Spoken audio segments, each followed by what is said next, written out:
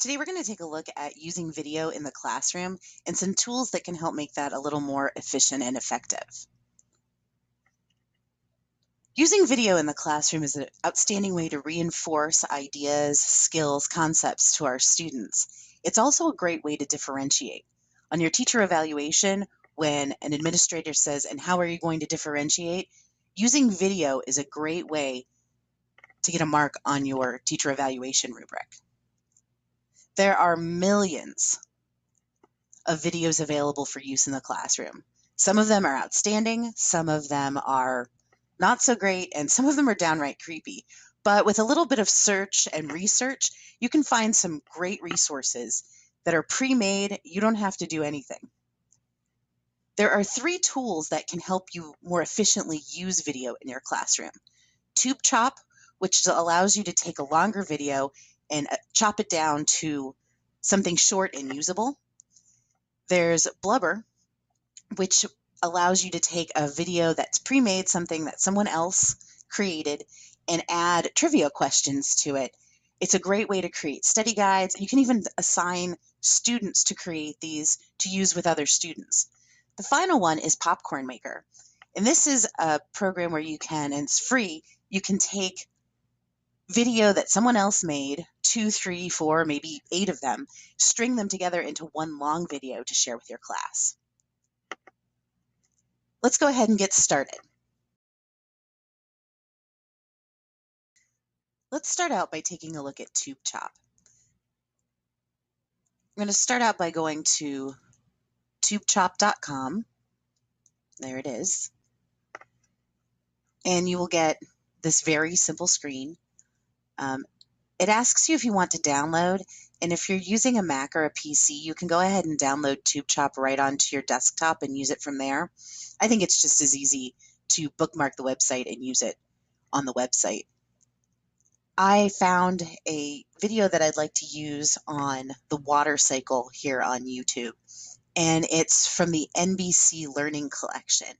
And it's a great video, but it's 6 minutes long, which is a little bit longer than I'd like, but the introduction is great.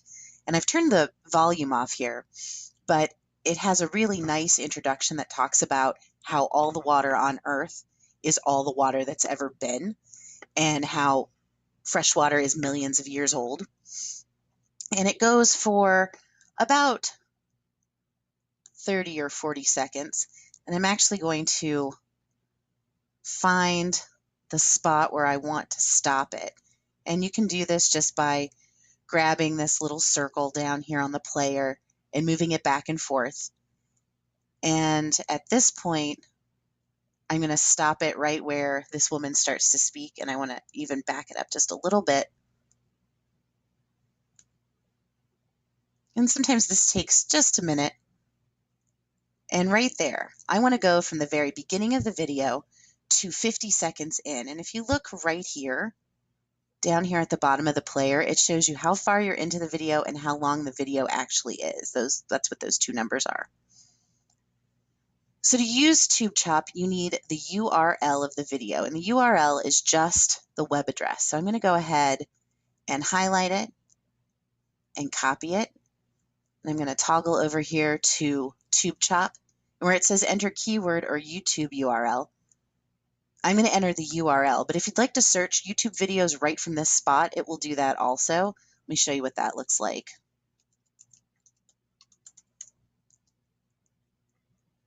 It'll give you all sorts of videos that are available on YouTube on the water cycle, but I really like the video that I found, so I'm going to go ahead and paste that video's URL in and click search video.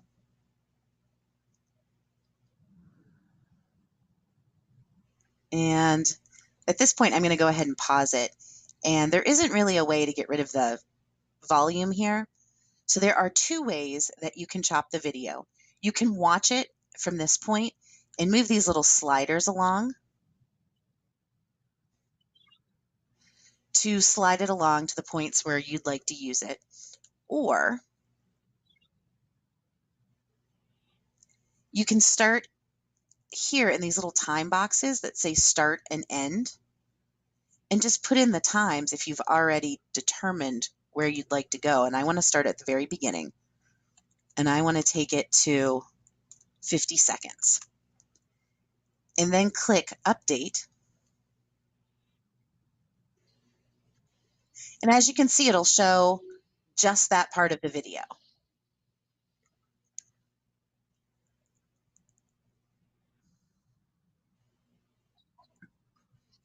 I'm going to go ahead and pause it there. Down here underneath the video and underneath the trim bars, that's what these are called, you can write something about your selection, give it a caption, and I'm going to call this the water cycle intro because that's what it is. And then I'm going to click Chop It. And at this point, you'll notice a player here and some information over here on the side. You get a link if you'd like to link that to your website, or just bookmark it by copying it, opening up a new tab, pasting. It'll take you right back to the page we were just on. You can bookmark it and use it in your classroom. Or you can actually embed this onto your website by copying and pasting everything that's here and copying it into the HTML source area of your web page. You can do things like share this on Twitter and Facebook. I really like this particular tool because whenever I use a video or I only want to use part of it, I always forget to go back and take my search back to exactly where I want to start. And then class gets interrupted and disrupted for a little while. So this way you're able to not have to worry about stopping class to find the part of the video you want to show. Plus, this is always here. Because it has a link, it never goes away. You need to somehow maybe keep a page in your lesson plan of that link so that you don't lose it. This particular website doesn't have a place for you to sign in and create an account. But it is a really great way to utilize video, especially long videos when you only want to show part of them.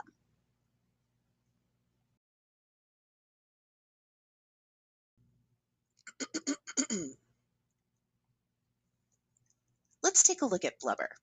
Blubber is a new site that will allow you to take already created YouTube videos and turn them into trivia games. It allows you to add questions every so often in the video.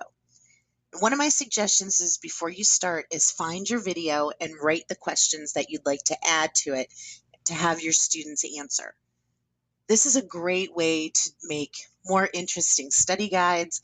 Also, for younger students, if you do stations, this might be a really great station. If you have older students, they can make blubbers of their own. You do create an account here, which will save all of your blubbers. And actually in Blubber, they're called trivs. By clicking sign up, and it asks you for basic information. Also, if you notice up here next to the Blubber icon, it says beta, which means that the developers of this particular software, they are almost 100% certain that what they have here works and works well. So they've released it to the general population. Anyone who stumbles across it can use it without having to have an invitation, and it is free. But when a piece of software is in beta, features may come and go without any warning. I haven't seen that happen on this particular site yet, but it could. Right now, it is free. Sometimes when a piece of software comes out of beta, it does have possibly packages where you can buy premium features. Maybe there'll still be free content, but right now it is 100% free. So I went ahead and signed into my Blubber account. If you notice, my name is up here. If you click on your name, you'll be taken to your profile. And on your profile, you have your dashboard, and I like this My Trivs. This shows you all the trivs that you've created. And there are some different tabs up here. Trivs I've created, trivs I've played, trivs I've saved. That would be trivs that other people have created that maybe you want to use. The nice thing here is these are everything you create becomes public, and you can search other people's trivs and possibly grab theirs and use them in your class. You might not even have to create anything. If you stop a triv creation in the middle, it will save it in a draft, and then you can go ahead and finish it. But I'm going to go ahead and create one from scratch to show you what you need to do. So you go ahead and click on Create up here in the top, and it will take you to the Creations page. First, it'll ask you to give your triv a title, and I'm just going to call it the water cycle. And click the arrow. And then it'll ask you to search for the video that you want. Now, you can't put in a URL at this point, but what I like to do is go back to my video, and I found this one from Untamed Science. It's a live action video. And I just copy the title. And I'm going to put it in the search bar by just pasting it. And it'll take you to the creations page, and it always gives you this very quick little tutorial. 1, 2, 3, this is what you need to do. To get out of this, you click on the X in the upper right-hand corner. And if you notice over here, it gives you some videos on the water cycle. And because I copied and pasted the title of the one I wanted, the very first one is the video that I'd like to use. Once again, I've already gone through the video and written questions and figured out at what time I'd like those questions to be asked. So I'm going to go ahead and click there. And I'm going to pause it just because the sound is a little bit loud. And I know at exactly what timestamp I'd like my questions to be. So I'm going to drag the first one to 1 minute and 27 seconds. And that's where I'd like the video to stop and ask my students the very first question. So over here on the right-hand side is where you enter your question. And my first question is, what forms clouds? And you put the question up here in the question box, and then your multiple choice answers down here. Always make your correct answer first. It won't always be the first choice. The program will scramble it when your students play the triv, but always put your correct answer first. So water vapor is the answer, and then I'm going to put in my 3 distractors. One catch here is you always have to have at least 5 questions before you can publish your triv. So I'm going to add another question, and my next question comes in at 2 minutes and 5 seconds. So down here in the drag bar, you just drag it to the time that you want. And I'm going to pause it again. And my next question is water that infiltrates the ground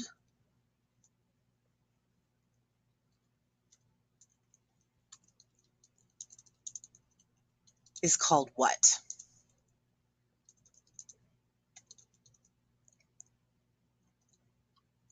And then once again, you always put your correct answer first, and then your distractors.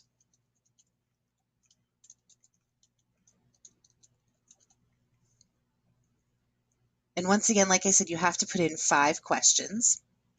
My next question is going to come in at 2 minutes and 59 seconds. At 2 minutes and 59 seconds.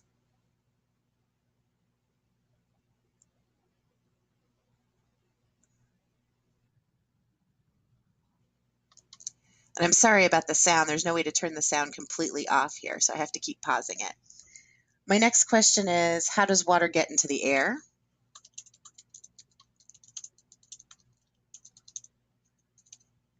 And my correct answer is evaporation. And my distractors.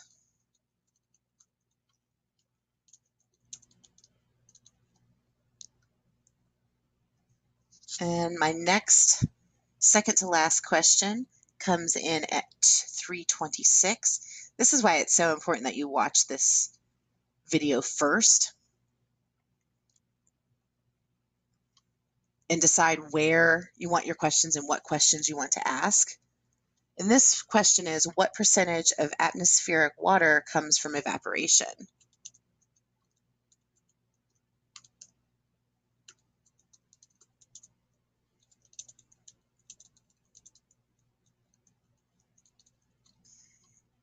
then once again, your correct answer always goes first. And the answer is 90%. And then I have some distractors. And we need one more question to create our triv, and this one's going to come in at 4 minutes and 9 seconds.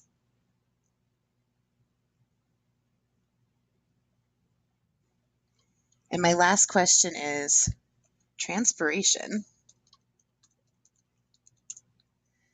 is the process. This is something new I learned from watching this video. Of water entering the atmosphere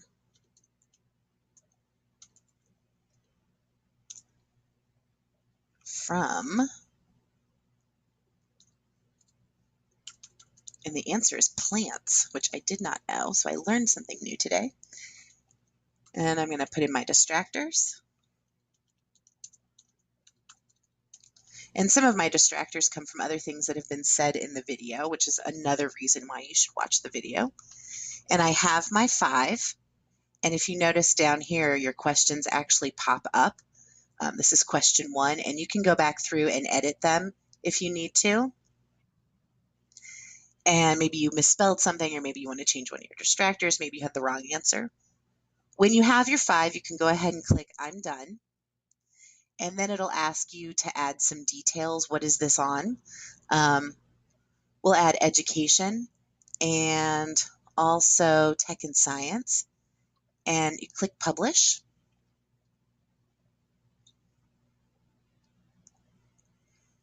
And students can do things like challenge a friend, or you can go ahead and click play and take a look at what your triv looks like. I have noticed that sometimes it takes a moment to load.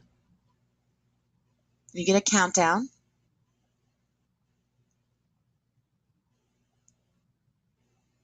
The video will play, but also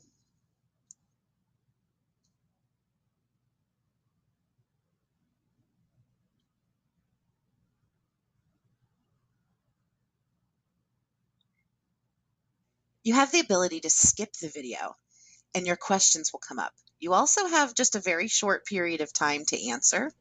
So we know that water vapor forms and your points come up. The video will start up again. Your points come up here at the top, and really we know the points don't completely matter. We'll give it a minute to load.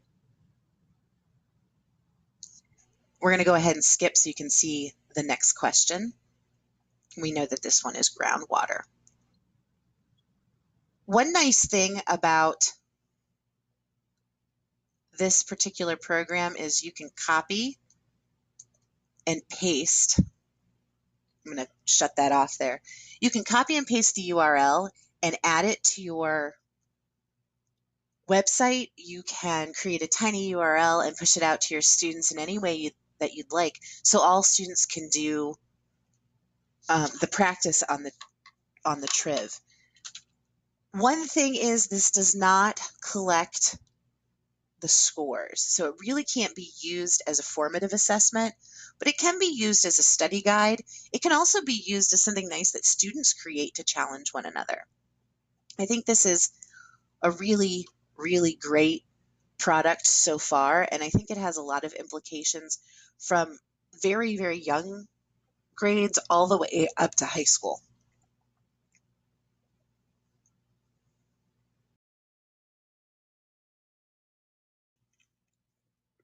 Finally, let's take a look at Popcorn Maker. Popcorn Maker is a video editing piece of software that allows you to take videos that you did not create on YouTube and smush them together. This is great if you want to show a piece of a video on the water cycle from one video and then another clip from another video. You can kind of put them together here. This piece of software is a little more advanced. If you're new to technology in the classroom, this might not be a piece of software for you, but it's not undoable. However, if you've used any kind of video editing software in the past, maybe YouTube Video Editor, this one should be pretty easy for you. The first thing you need to do is find the videos that you'd like to use. And I have two videos here, one from Untamed Science and one from NBC Learn. And from the NBC Learn video, I only want to use a small portion of it. And then the water cycle from Untamed Science, I want to use the whole thing, but I want to smush them all together at once. So really all you need from these two videos are the URLs. So the first thing you need to do is copy and go into Popcorn Maker. And I've already logged in. This is a simple create an account just like you would with any other website. You just need to create a password and give your email address. And then here, it'll ask you to paste a YouTube URL, but you can also use Vimeo, SoundCloud, any image link, and you can also search from this area here if you're not real sure what you want to use. So pretty much anything that has a URL you can add into Popcorn Maker. So I'm going to go ahead and paste in my video URL and then click Get Media. It takes just a minute and it'll pop up down here kind of in this holding tank area. And there it is. That's the water cycle from NBC Learn that I wanted to use. Now I'm going to go back up here to my tabs and I'm going to grab the URL from this Untamed Science video. I'm going to go back to Popcorn Maker and I'm going to do the same process. Click Get Media. And it pops up here. The first thing you want to do is find the video that you want your students to see first and drag it over here into the editor. And this gives me the entire video. I don't want to use the entire video. I only want to use about the first 50 seconds. So what you need to do is drag this little bar back and forth, make it a little bit shorter. And I want to grab my little player here. And what this will do is show me exactly how many seconds have passed. And I know I want to use the first 51 seconds. And I can stop there and then I can drag this bar all the way down so that it's equal with my player bar. And that'll give me just the first 51 seconds.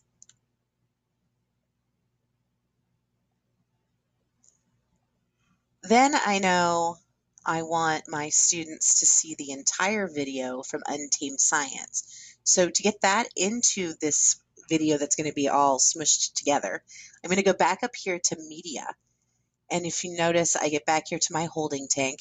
And here's the Untamed Science video.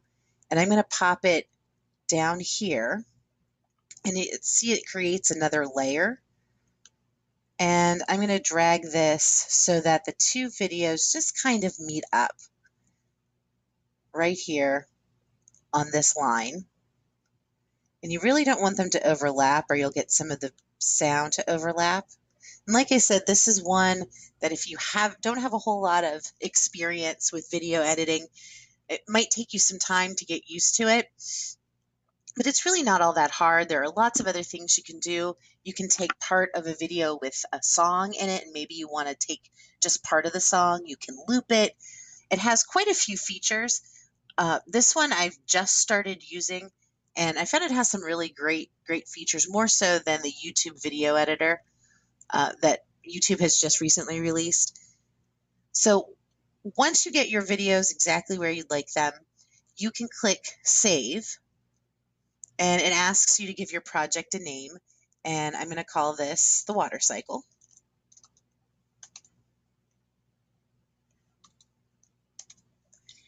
And you can tag it here so that people can search for it. So I'll tag it as the water cycle. And I'm going to click Save. And you can click here to preview. And once you click play, you'll see that the two videos have kind of fused together.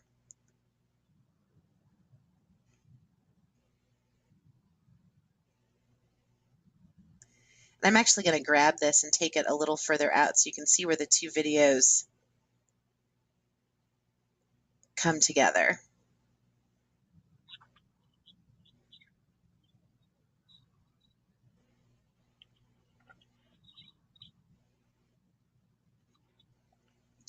This is really great if you find 2 or 3 really short clips on YouTube and you want your students to watch all of them.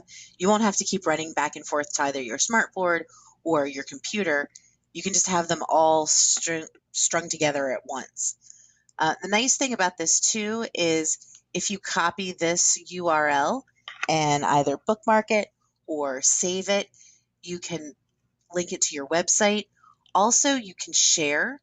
If you look down here at the media player, there is a box. It looks like a box with an arrow in it. You can click on share and you get some choices. It gives you the URL or the web address of this video. And since you've created an account, it's saved forever until you delete your account. And also, you can embed with this embed code by just copying and pasting it into the HTML source area of your web page. So that's just one more tool that you can use to bring video into your classroom.